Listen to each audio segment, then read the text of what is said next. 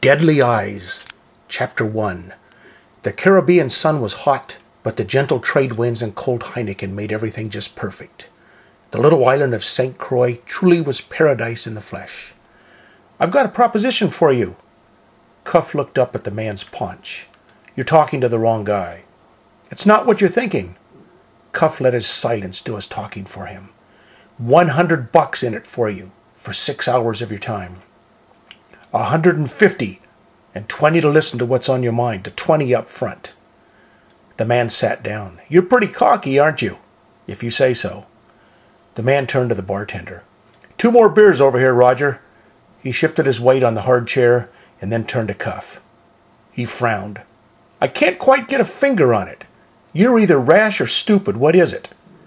"Depends on who you talk to." The beers arrived. Roger replaced wet coasters with dry ones, carrying away the 2 empty bottles.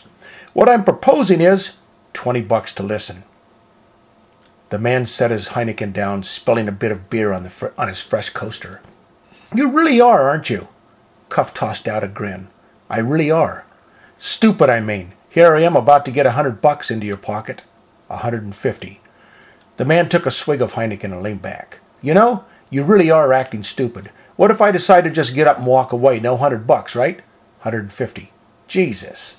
Cuff ignored him. He went back to work on his own Heineken.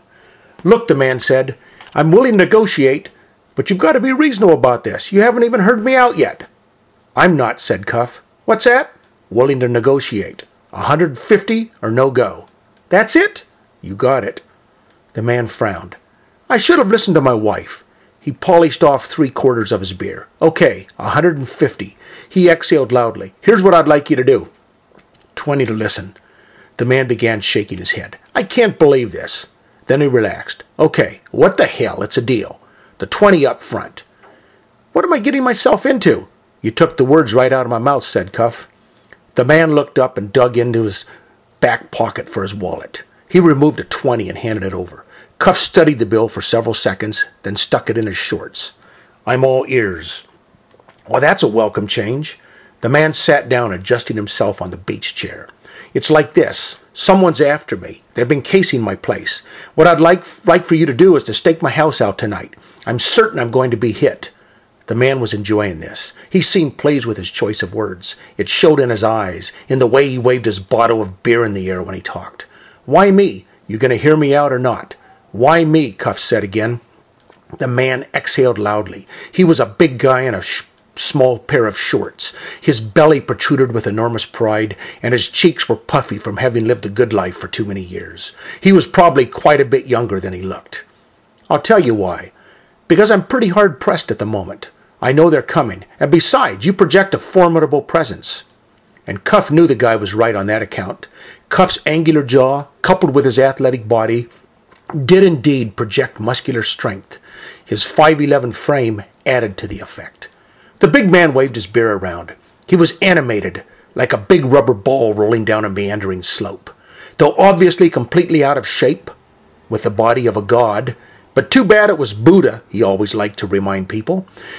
His mind still seemed as clear as gin, though his cheeks bore the reddish color of the pimento that was stuffed in the olive in that gin. Then he stopped moving his limbs every which way and stood still, huffing and puffing a bit in order to catch his breath. He looked directly at Cuff. "But mostly because of what I heard about you from Rosie." Cuff acted as if he hadn't heard. He signaled to Roger for another beer. "Hey, I want you with a clear head tonight." Cuff stared at his drinking partner but said nothing, forcing the man to finally back down and focus his eyes elsewhere. Cuff signaled again for a beer and finally got Roger's attention. After the Heineken arrived, Cuff swallowed a third of it very quickly. "What'd you hear? From Rosie?" "Nah, Frank Sinatra." The man sighed loudly. He leaned back. "Plenty." "Such as?" The man finished off his Heineken before answering. "She seems to think quite a lot about you." He looked past Cuff at the surf. The water here was so clear, and it felt like a heated bathtub year-round. "She told me about the episode in town, the guy whose nose you broke. Said you're plenty handy with your fists and not afraid to use them." "Only when they're asked for. The man was trying to grab a woman's purse. What else could I do?" He took a long swig of Heineken. What else did Rosie say? She told me about why you left the States. Cuff took 2 rapid slugs of beer. Rosie sure can talk. She's got a mouth on her about the size of Texas and just about as discreet. The man chuckled. She's really in love with you, you know. Said she wished you'd get something going for yourself, find some steady employment, get yourself back on track. Cuff watched 2 sailboats on their way back to town from Buck Island, the home of Buck Island Reef National Monument, 6 miles from shore, home of popular underwater coral formations of every size and color imaginable, which drew tourists like a magnet. Both full and half-day trips could be arranged by catamaran, a glass-bottom boat, or an island sloop. Many of the trips included beach parties, along with nearly free-flowing cruising rum punch and tasty barbecue. It had to be getting on in the afternoon, since a few boats were already starting to make their way home to the town of Christiansted for the evening. And just what makes you think something's going down tonight? I don't think it, I know it. I've seen them snooping around the past few days, casing my place out. Everything points to tonight.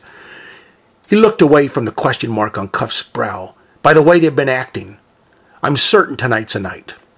Why not go to the police? I've been there 4 times. And they say they can't do anything until a crime's been committed. The American way. What's that? You got dogs? 1, and he's good, but he's getting on. He's 9, and that's pretty old for a big dog. Cuff finished off his Heineken. Just what is it you want me to do? Protect my place. From midnight to 6 in the morning. Scare 'em off for good. Make 'em prey on someone else, far from Betsy's Jewel.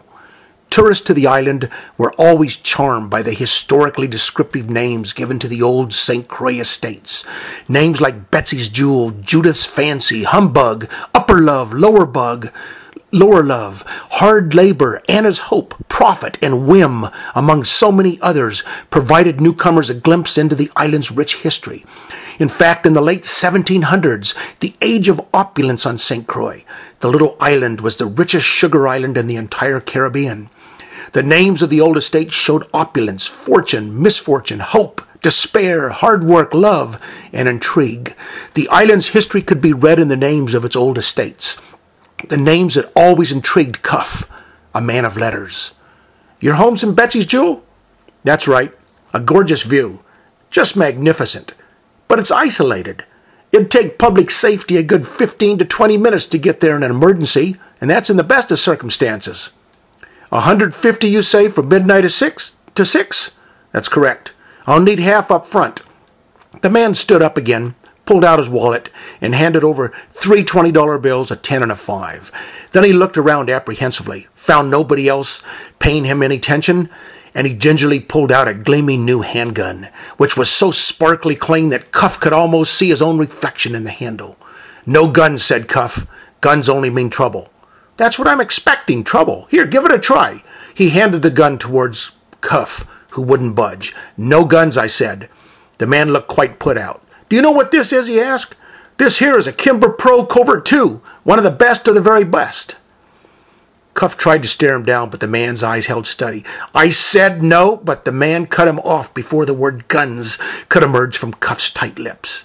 Just hold this thing. Feel its power. It'll come in handy, believe me. Cuff sighed, shook his head, muttered what sounded like, oh shit, what the hell, and he finally relented.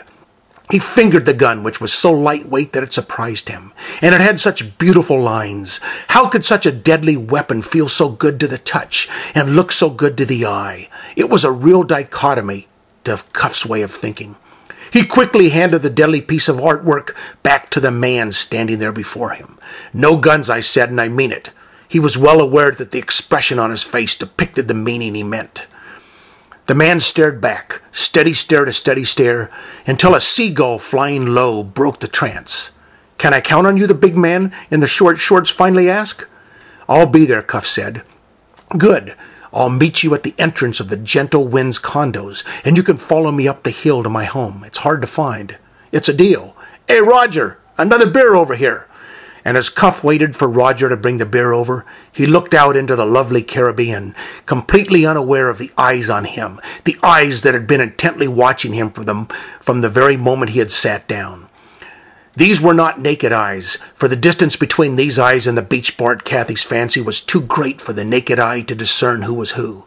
No, these eyes had planned meticulously. The eyes were glued to a pair of terribly expensive and unbelievably powerful Swarovski optic binoculars. The balcony on which they now worked, taking in the scene before them, was the perfect place to see but not be seen. The powerful binoculars saw to that. The distance, the palm trees, and the rays of sun all helped. The position had been hand-picked after careful consideration. Every angle had been considered, and one by one they had all been discarded for one reason or another, until this very spot, the perfect place to observe while not being observed, had been selected. Yes, the eyes had seen it all. The eyes had seen precisely what they had hoped to see. They were like a master puppeteer. They planned, controlled, and observed, but from a safe distance. They did not miss a trick. The eyes, the deadly eyes of St. Croix.